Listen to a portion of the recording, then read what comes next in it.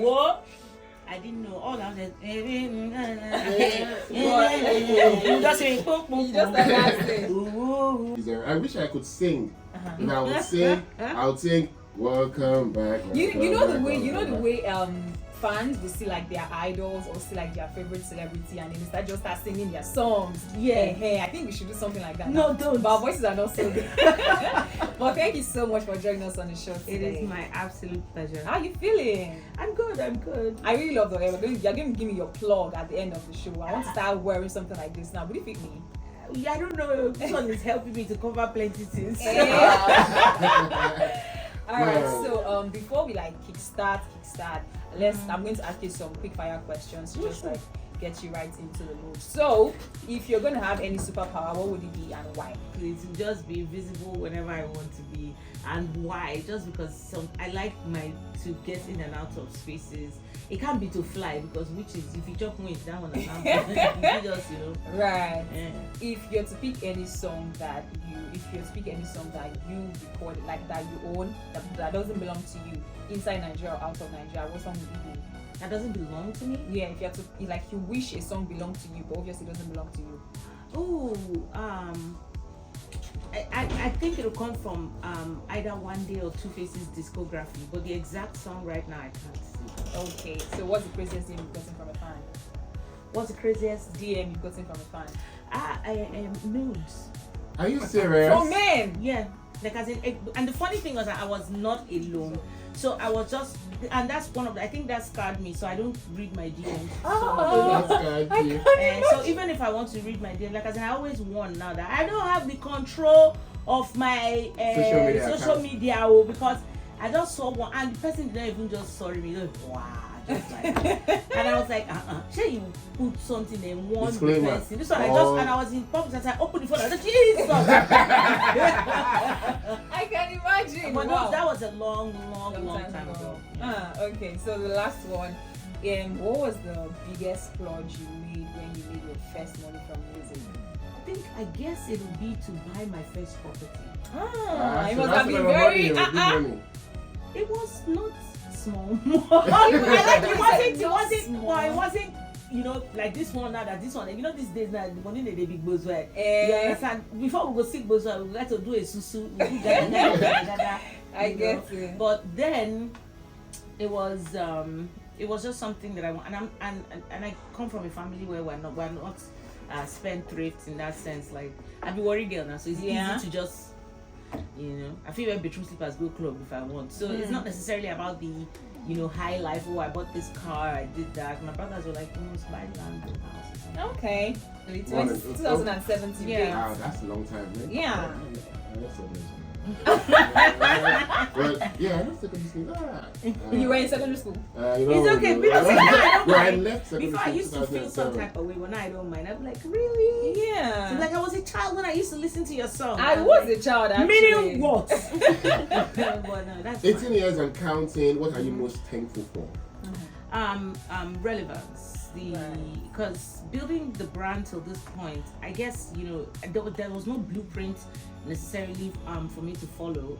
So I think I guess they threw me in the deep end, and I just I don't know, it's by the grace of God, for some reason, till now. My song is being played on the radio. I'm still getting gigs and recognition, and I still get jobs. So I'm really grateful for that. Nice. So 18 years grateful for relevance. What would you say the journey has taught you about yourself? Or die na die. Or die na die. It's either or in this life. There's so many. Like, that's the worry terminology for stuff like that. But there's so many. But to shorten it to be, it's not that deep. Like as in, it's not that deep. And this job that we do, because that's what I call it. Yeah. It's beautiful that we get the privilege to entertain people, but it's not so tangible. The only thing that's tangible is the fame and the money that you get from it. The same strength would then take bless you today, and the same mouth they take abuse you tomorrow. Really? So it's very fickle. So it is very good not to attach who you are at your core to that, because that's quite fickle. So be who you are at your core, so that if they're there, oh, glory be to God, they're not there. You understand? Okay, so you've been one of the judges for Nigerian Idol for about 2 years now. How does that make you feel, having in mind that you started from there, but the only difference was that yours was West African Idol and then now Nigerian Idol? How does that make you feel? Well, the franchise is the same. Yeah. So just to put that out there. When I was asked this the first year, I said it was like a full circle moment for me. But if there's anything that I like, is about, I like the way you do your videos. Every video of yours, from the very first song in the music, always has this, there's something you always want to remember. Either the dance pattern, either the choreography, something is always nice around it. But do you by chance take any part in directing your musical videos? Oh yeah. Oh, you do? Yeah. Then when clients and I used to get clients, so my Spielberg, like I said, and no, a lot of times. And I'm grateful for the directors that have worked with me. They know how to manage me, because you will show me everything. So show me these rushes. Yeah. Where this one there? What are you doing now? Close up or wide? Take it from here. If I see any unflattering, you know what I mean? So I'm usually like that, very hands-on with my videos. And the primary thing is I want whoever listens to my music or watches my video to be able to emote. Either you are crying or you are smiling or you are laughing, but I want some form of reaction from you. So let's talk about the music in love, new music. You had a song last year, I really liked it. There's a song with sᴏᴜᴜᴜ also. Yeah. A collaboration I didn't see coming. Amongst all the songs. But there are spaces in your release in the last few years. Yes. Was it intentional? Very. And why? So the thing is, I've always been, I tailor my release to people that I enjoy their music and listen to. People that are not bound by the pressure of, fast food or fast music. Shade Adu is when she's ready to give you the work. If you cannot take it, go and rest. If she likes, she did 10 years, 4 years, 5 years, you wait for her. So I feel like, I will not be pressured into, doing what I don't. I will make sure that the soup don't cook before I give it to us. That are 1. 2, I'm usually not, you can't move me the way everybody else moves. I take my time and just do what I want to do. So I make out time for myself and my family. So I'm not the sort of person that sits down in the studio like a studio rat and I'm always about idea, music, I don't enter studio. No. I take out time and say, okay, this time I'm working and I'm doing this. And after that period of time, you will never find me there until when I want to go back to that space again. Okay. So Spells produced this song. That's it. Shout out Spells. You said that you didn't write the song yourself. It was a couple people in the studio with Spells. That's it. So how did you know that you were going to put out the song when you saw what it was or when you listened to it? How did you resonate with you? I felt like I was explaining to you earlier, that it takes a most people so you will now.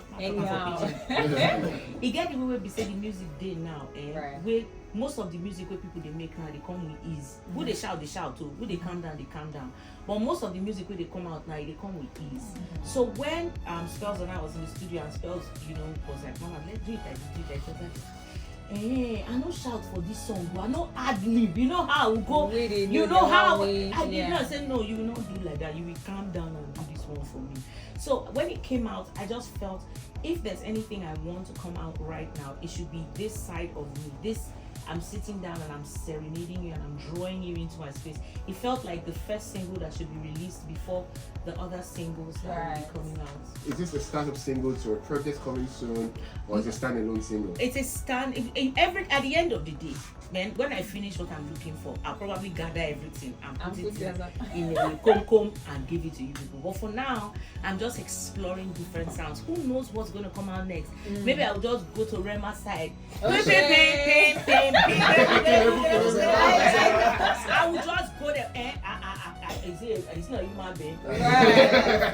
Speaking of Rema, so are you saying that there should be a collaboration coming soon? If it just comes to call for my cassette, I'm done. But you've done a lot of collaborations. Yes, so you've had so lot. many iconic features actually. Whiskey, Flavor, Late Dark Green, Kiss Daniel, Rick Asani, Two-Face. Exactly, I was going to talk about that. The legendary Angelique Kidjo, Grammy Award winning Angelique Kidjo.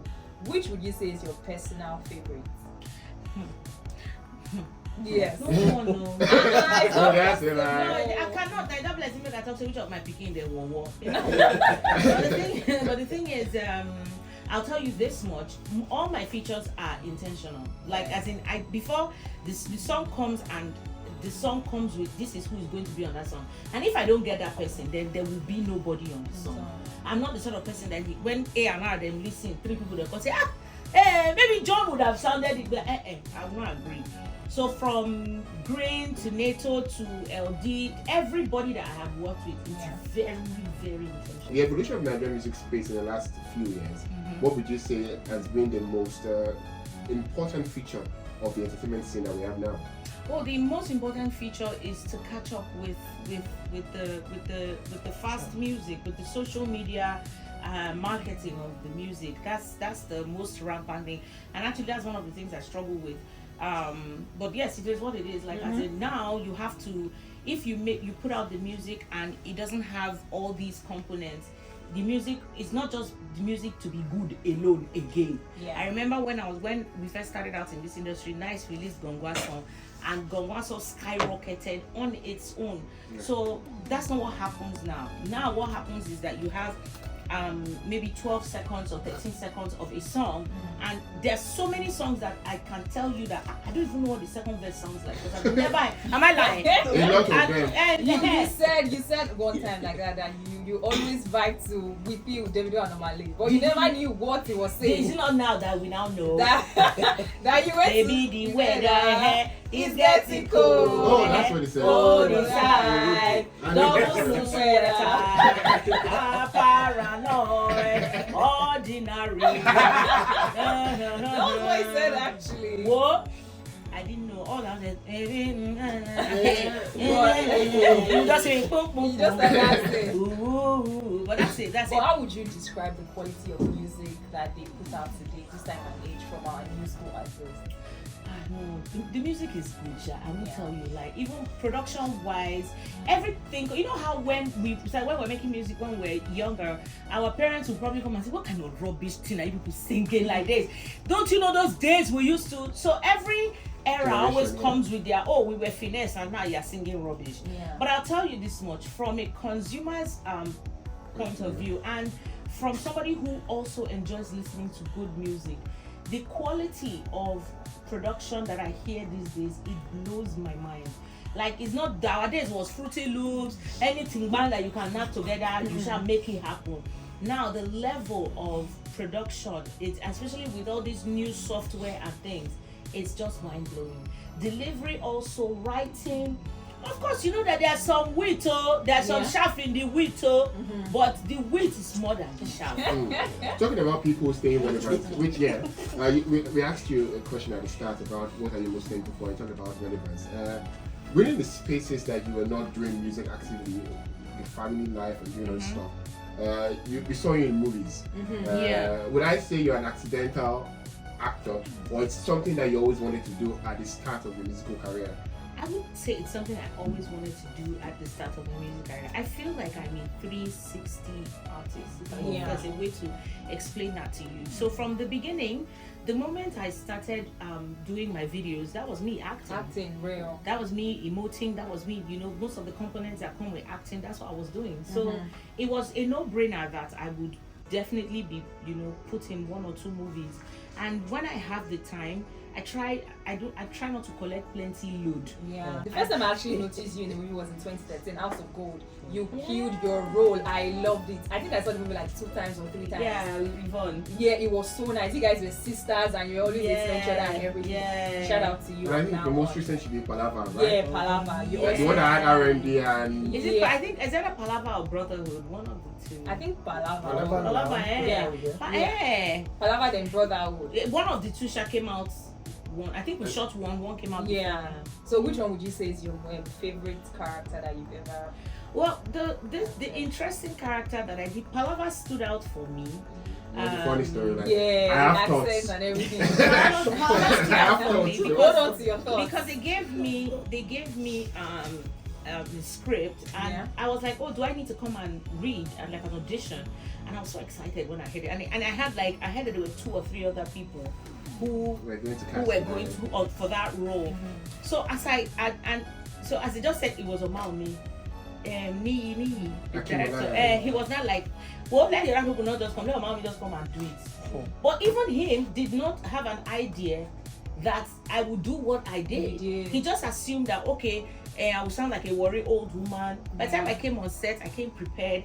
I put the chalk on my head, did the dark woman lipstick, even to the movement. I was like, what is this woman? I think you're like a born actress. So even before I got on scene, I'd already started bending waist like old woman that could not walk well.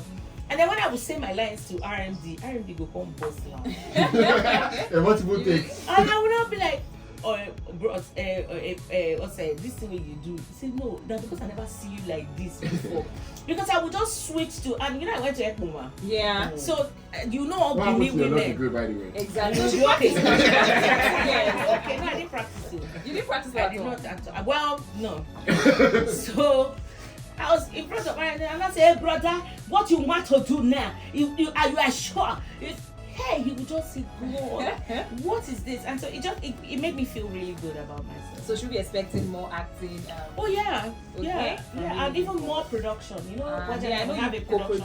I know. So we have a since YouTube now wants to scatter all our brain. Let's all of us go and dance inside. Exactly. Should we be expecting like a concert from you in December? Because the last time you had one was in 2019. I know, right? Give me some time. Maybe my birthday is on the 13th of April next year. Okay. So maybe 12th, 13th of April, maybe I'll do it. Alright, you heard it here first. You heard it here first. We'll get free tickets. 12th or 13th of April 2026. I love it. It's a concert. So yeah,